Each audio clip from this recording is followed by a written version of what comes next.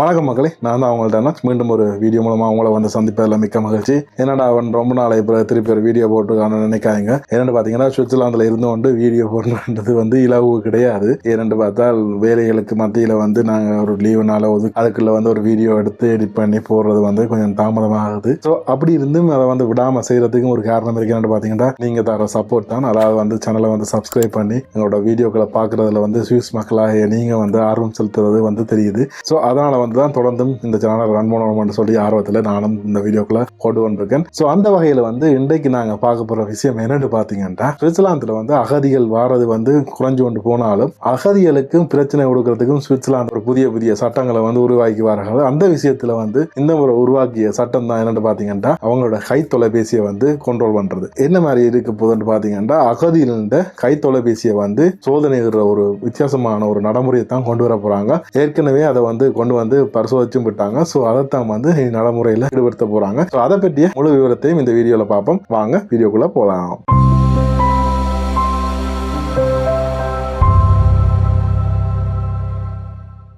அதாவது சுவிட்சர்லாந்தில் வந்து அகதிகளாக வந்தவங்களுக்கு வந்து பெரும்பாலும் எல்லாருக்குமே தெரியும். நாங்கள் வந்து ஒரு கேம்பில் போயிட்டு பதிஞ்சு அங்கே இந்த வெளியே வரைக்கும் வந்து முதலாவது கேஸ் நடக்கும். இல்லைன்னா ரெண்டாவது கேஸ் முடிச்சு உடனடியாக வெளியில் விடுவாங்க. இல்லைன்னா வந்து ரெண்டாவது கேஸை வந்து நடத்துறதுக்கு கொஞ்சம் காலம் எடுத்து அதுக்கு பிறகுதான் ஏதாவது முடிவுன்னு சொல்லுவாங்க. ஸோ அப்படி இந்த காலப்பகுதியில் வந்து சில விஷயங்கள் வந்து அவர்களுக்கு தெளிவற்ற முறையாக இருந்திருக்கு. என்ன விஷயங்கள்னு பார்த்தீங்கன்னா, இவர் வந்து எந்த நாட்டினூடாக வந்தவர், இவர் எந்த நாட்டு பிரஜைன்றது வந்து அவுட்டாகவே இருந்திருக்கு. அது பெரும்பாலும் வந்து எங்கள் தமிழர்கள் ஆகிய எங்களுக்கு அந்த விஷயம் இருந்தது கிடையாது. என்று அவர்கள் எடுத்தோன்னா தெரியும் ஸ்ரீலங்கால பிரச்சனை என்று சொல்லித்தான் இவர்கள் எல்லாம் வந்திருக்காங்க. இந்த பிரச்சனை எல்லாம் யாருக்கு இருந்திருக்கு பார்த்தீங்கன்னா, இப்ப ஆப்கான் நாடை சேர்ந்தவரோ, ஒரு ஈரான் நாடை சேர்ந்தவரோ, இல்லாட்டி ஒரு கஜகஸ்தான் நாடை சேர்ந்தவரோ தங்களோட ஐடென்டிட்டியை இங்க வந்து மறைத்திடுவார்கள். இப்ப ஒரு பிரச்சனை இல்லாத ஒரு முஸ்லிம் நாடை சேர்ந்து வந்திருந்தார் என்றால் அவர் வந்து தான் இந்த ஆப்கானிஸ்தானை சேர்ந்தவர் என்று சொல்லி இங்க வந்து தன்னுடைய ஐடென்டிட்டியை மாற்றி கொண்டு பதிகிறதுக்காக ட்ரை பண்ணியிருக்காங்க. அதே நேரம் செய்தும் இருக்கார்கள்.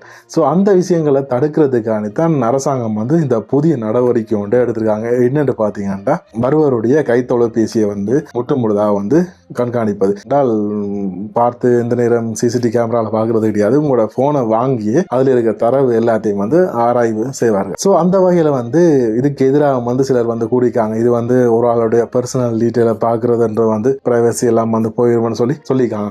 ஆனாலும் சுவிஸ் கவர்மெண்ட் வந்து அதுக்கேற்ற சட்ட நடவடிக்கைகளை வந்து முறையாக எடுத்திருக்கார்கள். அதாவது வந்து போனை வந்து அவர்கள் பார்க்கலாம் என்றதை வந்து ஒரு சட்டமாக அமல்படுத்தி இருக்கார்கள். அந்த வகையில் உங்களோட போனை வந்து யாரெல்லாம் பார்க்கலாம்னு பார்த்தீங்கன்னா, முதலாவது வந்து இமிகிரேஷன் இருக்கு. அவங்க வந்து உங்களோட போனை வந்து அசல்ல வர்றவர்களோட போனை வந்து எந்த வகையிலையும் எடுத்து ஃபுல்லா செக் பண்ணலாம்ன்றது வந்து அவங்களுக்கு ஒரு சட்டமாக அமல்படுத்தப்பட்டிருக்கு. இது வந்து ஏற்கனவே பிளான் பண்ணியிருந்தார்கள். அதாவது 2025 ஏப்ரல்ல கொண்டு வர போறோம்னு சொல்லி ஒரு 8 வருஷத்துக்கு முன்னாலேயே பிளான் பண்ணி இருந்தார்கள். அந்த வகையில வந்து 8 வருஷத்துக்கு முன்னால பிளான் பண்ணிக்கல ஒரு 500 பேர்ட்ட போன் எடுத்து கண்டுபிடிச்சதுல வந்து 15% வந்து இந்த போன் மூலமே இவர்கள் எந்த நாட்டை சேர்ந்தவர்கள், எங்கே எந்த ரூட்டால வந்திருக்கார்கள், இவர்கள் வந்து பதியும் போது என்னென்ன கேஸ் மாதிரி கொடுக்க இருந்தார்கள் என்றதை டீட்டெயில ஃபுல்லா முதலே எடுக்கக்கூடிய மாதிரி இருந்திருக்கு. ஸோ அந்த வகையை வச்சுக்கொண்டு தான் இதை வந்து இப்ப அமலுக்கு கொண்டு வராங்க. ஸோ அந்த வகையில வந்து என்னென்னலாம் செக் பண்ணுவாங்கன்னு பாத்தீங்கன்னா, மெயினா வந்து செக் பண்ண போற ஒரே ஒரு விஷயம் என்னன்னு பாத்தீங்கன்னா, சோசியல் மீடியா. உங்களோட சோசியல் மீடியால போனாலே முழு விவரத்தை அவர்கள் கண்டுகொள்ளலாம். இந்த நாட்டை சேர்ந்தவர் என்றதை வந்து சோசியல் மீடியாவே காட்டி கொடுத்துரும். அதுக்குத்தான் சோசியல் மீடியால ஸ்பெஷலிஸ்டா இருக்கிற யாருன்னு பாத்தீங்கன்னா சோசியல் மீடியாண்ட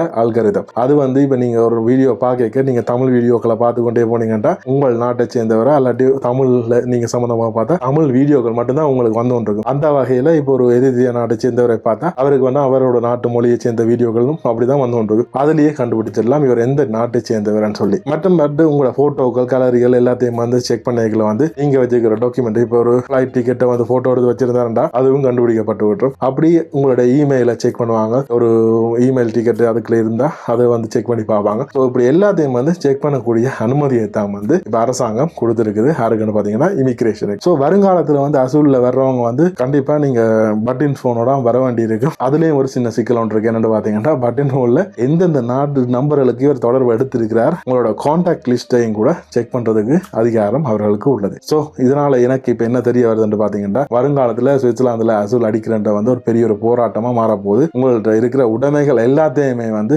கண்ட்ரோல் பண்றதுக்கான அதிகாரங்களை கொண்டு வர போறாங்க. சுவிட்சர்லாந்தோட சனத்தொகை வந்து 9 மில்லியன் ஃபைனை வந்து எட்டிடுமென்றதால வந்து குறைக்கணுமென்றதுக்காண்டியான் இந்த அசூல் நடவடிக்கைகள்லேயும் வந்து கொஞ்சம் கொஞ்சமாக ஸ்டெப் பை ஸ்டெப்பாக வந்து வேறு சட்டங்களை வந்து உருவாகி கொண்டிருக்கிறார்கள். அந்த வகையில் இந்த ஃபோனை கண்ட்ரோல் பண்ணுறது உங்களுக்கு என்ன மாதிரி படுது, இது ஒரு நல்ல விஷயமா படுதா இல்லாட்டி இன்னும் கொஞ்சம் டேஞ்சராக இருக்கிற மாதிரி படுதா, உங்களோட கருத்துக்களை வந்து எங்களோட கமெண்ட் செக்ஷனில் சொல்லுங்க. மேலும் இது போன்ற சுவாரஸ்யமான சுவிஸ் செய்திகளை நீங்கள் தொடர்ந்து தெரிஞ்சு கொள்ள மாட்டோம், மறக்காம எங்களோட சேனலை சப்ஸ்கிரைப் பண்ணி சப்போர்ட் பண்ணுங்க. மீண்டும் ஒரு வீடியோவில் உங்களை வந்து சந்திக்கும் வரை உங்களிடம் இந்த விடை பெற்றுக் கொள்வது உங்கள் தனோஜ். நன்றி, வணக்கம்.